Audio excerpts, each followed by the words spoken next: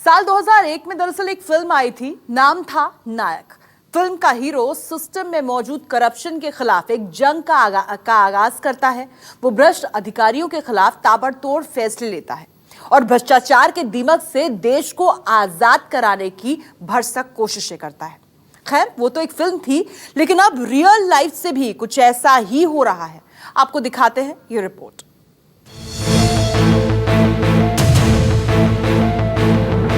Note गिनने वाली machine लाए आप? क्या कुछ अंदर नोट है सर? भी आएगा, अभी उसका हिसाब निकल रहा है। हजारों करोड़ रुपए की चोरी बंद हो जाएगी। और आप सुन लीजिए, अगर मोदी के खिलाफ जोर से कोई आवाज आई है तो समझ लेना कि मोदी ने कहीं चाबी टाइट की है। ये मान के चल रहा है। गरीब को गरीब के हक का मिलता नहीं, खजाने से पैसा जाता है, कागज पे योजनाएं दिखती है,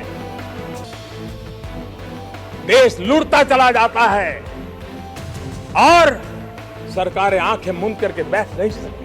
और मैं तो कतई नहीं बैठ सकता। बहुत स्वाभाविक है कि सालों से इस प्रकार की मलाई खाने की आदत वाले लोग हैं, उनकी जरा हालत बहुत खस्ता है।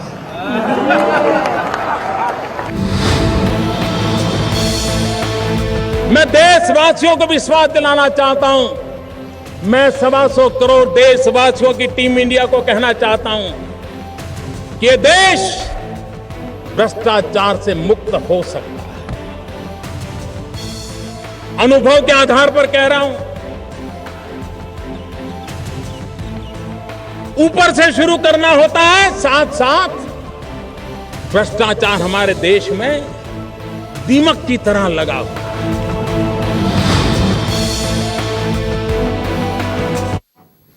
जी हां, अगर भ्रष्टाचार दीमक है तो दीमक के खिलाफ खुलकर हल्ला बोल। तो हिंदुस्तान के नायक ने एक तरह से भ्रष्टाचार और भ्रष्टाचारियों के खिलाफ हल्ला बोल कर दिया है। पिछले कुछ दिनों में करप्ट अफसरों के खिलाफ जिस तरह से ताबड़तोड़ कार्रवाई हो रही है, उससे तो यही लगता है कि उनके बुरे दिन शुरू हो चुके हैं। बुधवार को भी उत्तर प्रदेश के 12 शहरों में एक साथ हुई है छापेमारी, और उसके बाद जो कुछ भी हुआ, जरा वो भी देखिए। अनुभव के आधार पर कह रहा हूं, ऊपर से शुरू करना होता है, साथ साथ भ्रष्टाचार हमारे देश में दीमक की तरह लगा हुआ है।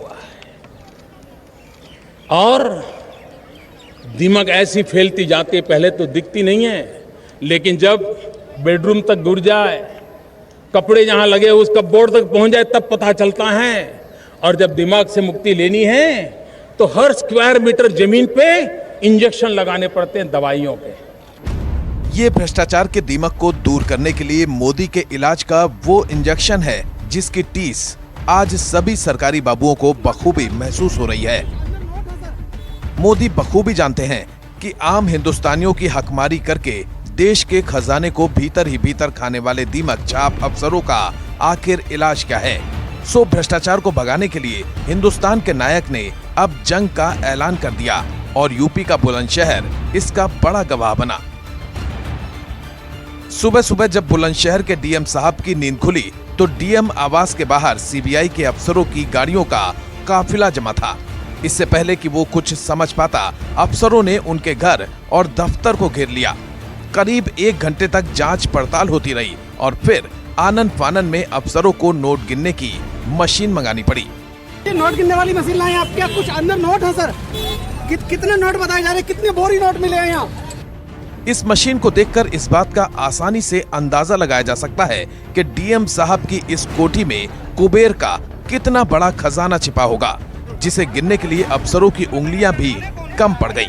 ये खबर जैसे ही बाहर आई, मीडिया के माइक मिसाइल की तरह डीएम साहब के पीछे लपके। लेकिन डीएम साहब की कैश वाली इस कोठी के बाहर इससे पहले ही नो एंट्री का बोर्ड टांग दिया गया। क्या मामला है? हमें जानकारी नहीं। अभी तो आप कह रहे थे यार। क्या कह रहे थे हम? क्या अभी 8 बजे जब हम लोग आए थे तो हमने आपसे पूछा, तो आप बता रहे थे कि हमसे पहले टीम है यहाँ। हमें जानकारी नहीं है। डीएम अभय सिंह पर आरोप है कि अखिलेश यादव के कार्यकाल में फतेहपुर के डीएम रहते हुए उन्होंने सारे नियम कायदों को ताक पर रखकर खनन पट्टों की बंदरबाट की थी। सीबीआई ने इसी मामले को लेकर अभय सिंह से पहले भी पूछताछ की है। इससे पहले देश की सबसे बड़ी खुफिया एजेंसी एक और आईएएस अफसर बी चंद्रकला के घर पर भी छापेमारी कर चुकी है। बुधवार को एक बार फिर यूपी के आधा दर्जन शहरों में सीबीआई के अफसरों ने दबिश दी और बताया जा रहा है कि इस दौरान भ्रष्टाचार के दाग से सिर से पैर तक रंगे उन ओहदेदारों अफसरों के घरों से जो खजाना मिला उसे देखकर किसी भी आदमी की आंखें चौधिया जाएंगी। सीबीआई ने बुधवार को बुलंदशहर, लखनऊ, फतेहपुर, आजमगढ़ में छापा मारा। इसके अलावा इलाहाबाद, नोएडा, गोरखपुर और देवरिया समेत 12 जगहों पर छापेमारी की कार्रवाई की गई। ये कार्रवाई 2 अलग अलग अवैध खनन मामलों में की गई। सूत्रों के मुताबिक बुलंदशहर के डीएम अभय सिंह के घर से करीब 47 लाख रुपए बरामद किए गए। इस दौरान कई संपत्तियों के कागजात भी सीबीआई के हाथ लगे। आजमगढ़ के सीडीओ देवी शरण उपाध्याय के घर से 10 लाख रुपए नकद मिले। इसके अलावा देवरिया के पूर्व डीएम और मौजूदा समय में लखनऊ के प्रशिक्षण एवं रोजगार केंद्र के निदेशक विवेक कुमार के यहाँ से सीबीआई को प्रॉपर्टी से संबंधित दस्तावेज बरामद हुए। इस मामले में अभय सिंह और विवेक कुमार के खिलाफ एक मामले भी दर्ज किए गए हैं। बताया जा रहा है कि इन अफसरों पर खुफिया विभाग की पहले से नजर है और पुख्ता जानकारी के बाद ही इन पर कार्रवाई की गई। तो क्या ये करप्शन के खिलाफ मोदी सरकार का जीरो टॉलरेंस है, जिसकी वजह से एक ही दिन में यूपी के 2 बड़े आईएएस अफसरों के घरों और दफ्तरों पर सीबीआई ने रेड डाली। केंद्रीय जांच एजेंसी सीबीआई ने भ्रष्टाचार के खिलाफ एक तरीके का देशव्यापी आंदोलन छेड़ दिया है। लगातार छापेमारी की जा रही है। आज उत्तर प्रदेश के 12 ठिकानों में छापेमारी चल रही है, जिसमें कि जिलाधिकारी के पद पर काम कर चुके 2 आईएएस अफसरों के ठिकाने हैं और तमाम अधिकारी और दूसरे लोगों पे छापेमारी चल रही है। कम से कम बुलंदशहर के डीएम अभय सिंह के बारे में तो ये कहा ही जा सकता है कि उनके दामन पर करप्शन के दाग काफी।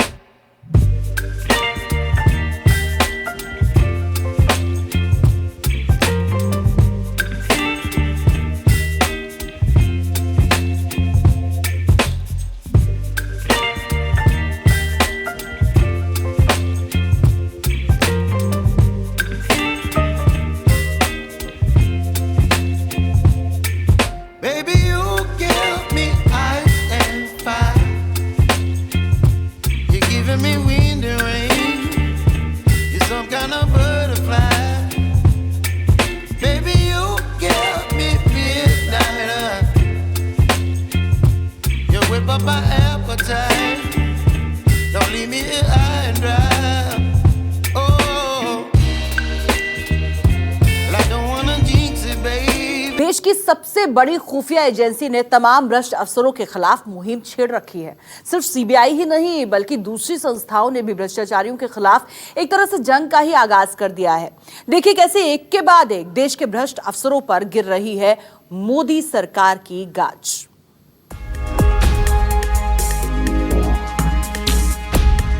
न खाऊंगा न खाने दूंगा।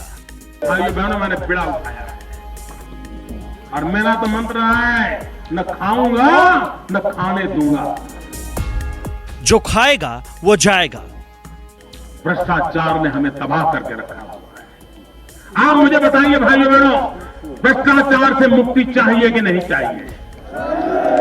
भ्रष्टाचार जाना चाहिए कि नहीं जाना चाहिए? हिंदुस्तान के हर कोने से भ्रष्टाचार जाना चाहिए कि नहीं जाना चाहिए? करप्शन के खिलाफ मोदी का कोड़ा। करप्शन पर मोदी का जीरो टॉलरेंस। हिंदुस्तान का नायक। गरीब को गरीब के हक का मिलता नहीं है। खजाने से पैसा जाता है, कागज पे योजनाएं दिखती है, देश लूटता चला जाता है और सरकारें आंखें मूंद करके बैठ नहीं सकती, और मैं तो कतई नहीं बैठ सकता।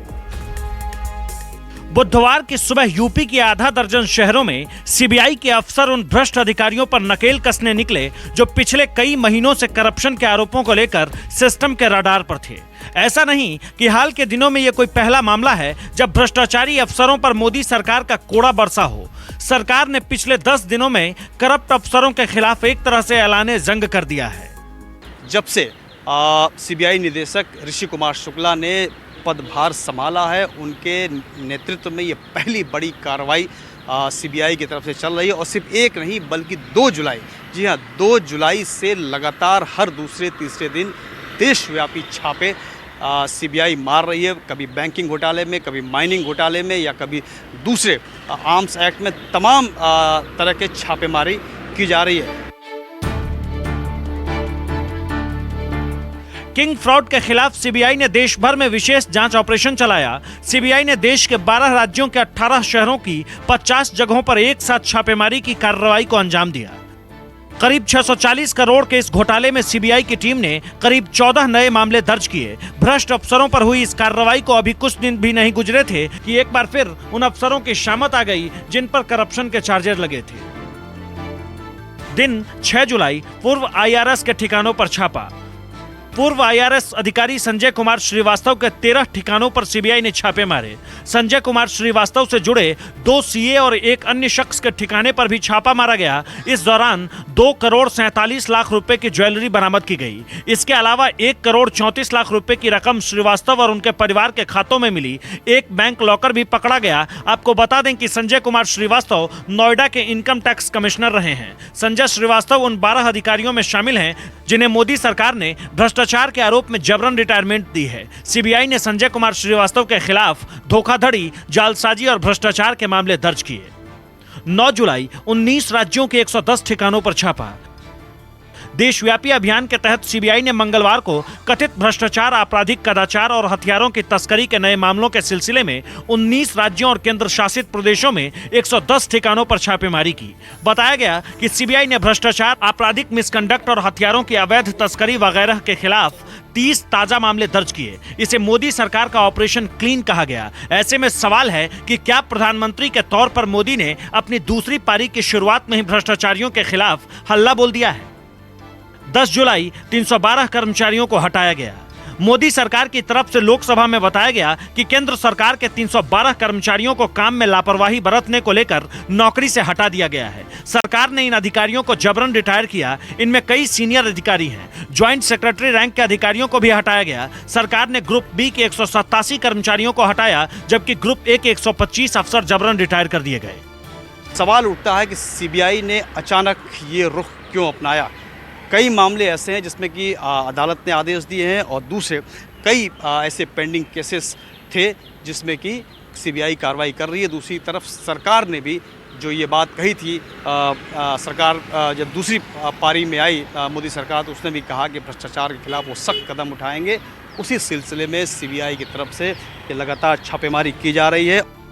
साफ है कि अब भ्रष्टाचारियों के दिन पूरी तरह लद चुके हैं। मोदी ने करप्ट अफसरों के खिलाफ ऐसी मुहिम शुरू की है जिसके आने वाले दिनों में और भी तेज होने के आसार हैं। ऐसे में उम्मीद तो यही है कि प्रधानमंत्री के तौर पर मोदी नाम का ये नायक सैकड़ों साल पुराने करप्शन के कीड़े से देश को आजाद करा के ही रहेगा। Bureau report, news 24।